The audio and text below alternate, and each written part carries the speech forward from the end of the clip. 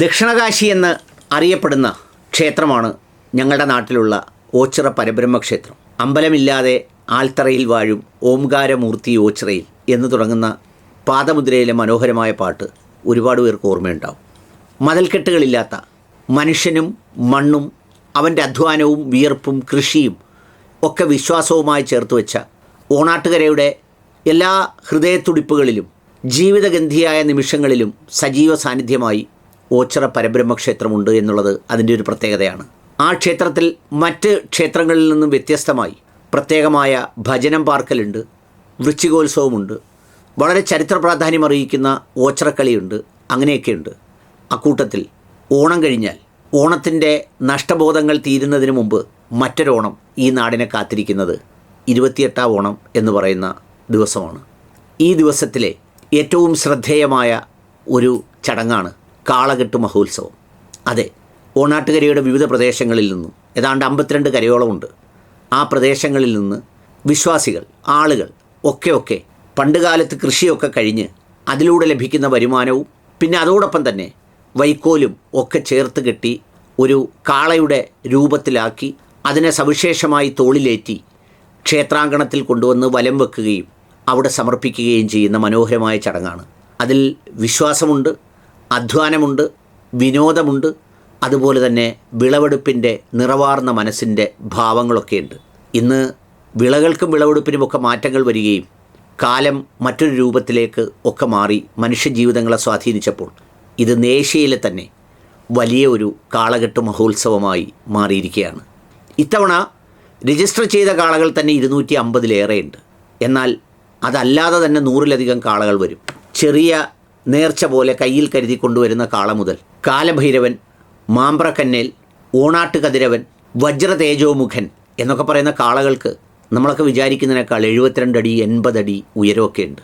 ഒരു കാളയുടെ നിർമ്മാണത്തിന് വേണ്ടി ഏതാണ്ട് 25 മുതൽ 40 ലക്ഷം രൂപ വരെയാണ് ചെലവഴിക്കുന്നത്.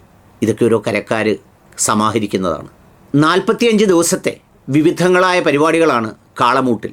4 ദിവസം മുതൽ 7 ദിവസം വരെ സദ്യ, പിന്നെ കഞ്ഞി, പിന്നെ പുഴുക്ക്, പിന്നെ കലാപരിപാടികൾ ഒക്കെ ചേരുന്ന ആ നിറവാർന്ന നിർമ്മിതിയുടെ വിശ്വാസത്തിൻ്റെ പരിപൂർണ സമാപ്തി ഇന്നാണ്.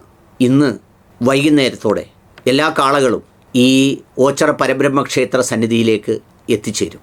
ജനലക്ഷങ്ങൾ എന്ന് പറഞ്ഞാൽ അധികപ്പറ്റല്ല, അക്ഷരാർത്ഥത്തിൽ ശരിയാണ്.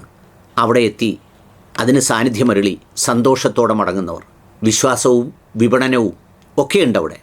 പണ്ടുകാലത്ത് ഈ കമ്പിളി നാരങ്ങ എന്ന് വിളിക്കുന്ന വലിയ നാരങ്ങ വാങ്ങാൻ കിട്ടുന്നത് അവിടെ നിന്നായിരുന്നു. പിന്നെ കന്നുകാലികൾക്കും കൃഷികൾക്കും വേണ്ടിയുള്ള ഉപകരണങ്ങളും അതിൻ്റെ മറ്റുള്ള സംവിധാനങ്ങളുടെയും ഒക്കെ വലിയൊരു ചന്തയും വിപണനവുമൊക്കെ അവിടെ തന്നെയുണ്ട്. മനുഷ്യർ എല്ലാം മറന്ന് ചേർന്ന് നിൽക്കുന്നൊരിടം. വലിയ വലിയ വ്യവസായ സ്ഥാപനങ്ങൾ, നമ്മുടെ ചേന്നല്ലൂർ ഫാഷൻ മാർബിൾസിനെ പോലെയൊക്കെയുള്ള വ്യവസായ സ്ഥാപനങ്ങളും പലപ്പോഴും ഇതിനതീതമായി, ജാതിക്കും മതത്തിനുമൊക്കെ അതീതമായി ധാരാളം ആളുകളും മനുഷ്യരുമൊക്കെ അതിൻ്റെ വിവിധ ഘട്ടങ്ങളിൽ വിവിധ സേവനങ്ങളോടെ നിറഞ്ഞു നിൽപ്പുണ്ട്. ഏതായാലും ആ മനോഹരമായ നിമിഷത്തിൻ്റെ സന്തോഷം, അതിൻ്റെ ധന്യത നിങ്ങളുമായി പങ്കുവെക്കുന്നു. ഒരാപത്തും ഒരപകടവുമില്ലാതെ അത് ഭംഗിയായി പൂർത്തിയാകട്ടെ എന്ന് ആശംസിക്കുകയും ചെയ്യുന്നു. ഇന്നിത് സമാപിച്ചാലും 4-5 ദിവസങ്ങളോളം, എന്തായാലും ഞായറാഴ്ച വരെ ഈ കാളകളൊക്കെ അവിടെ തന്നെ ഉണ്ടാവും. അതേ രൂപത്തിൽ തിരക്കില്ലാതെ പിന്നീടും സന്ദർശിക്കാം. മനോഹരമാകട്ടെ, സുരക്ഷിതമാകട്ടെ.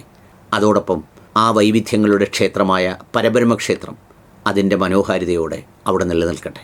മനുഷ്യരെ ഒന്നായി ചേർത്ത് പിടിച്ച് മാനവികതയുടെ ഒരുപാട് മന്ത്രങ്ങൾ മനുഷ്യർക്കായി ജാതിമത ഭേദമന്യേ സാമൂഹ്യ സന്ദേശങ്ങളിലൂടെ നിറഞ്ഞ മനസ്സോടെ സൗജന്യ ഡയാലിസിസ് അടക്കം ചെയ്യുന്ന ആശുപത്രിയിലൂടെ, എല്ലാ വർഷവും നടത്തുന്ന സമൂഹ വിവാഹങ്ങളിലൂടെ, പിന്നെ എല്ലാ ദിവസവും അന്നദാനം നടത്തുന്ന ഒരു അനാഥ അഗതി മന്ദിരത്തിൻ്റെ പരിപാലനത്തിലൂടെ, അതെ, മനോഹരമായ ദക്ഷിണകാശി എന്ന ഓച്ചിറ.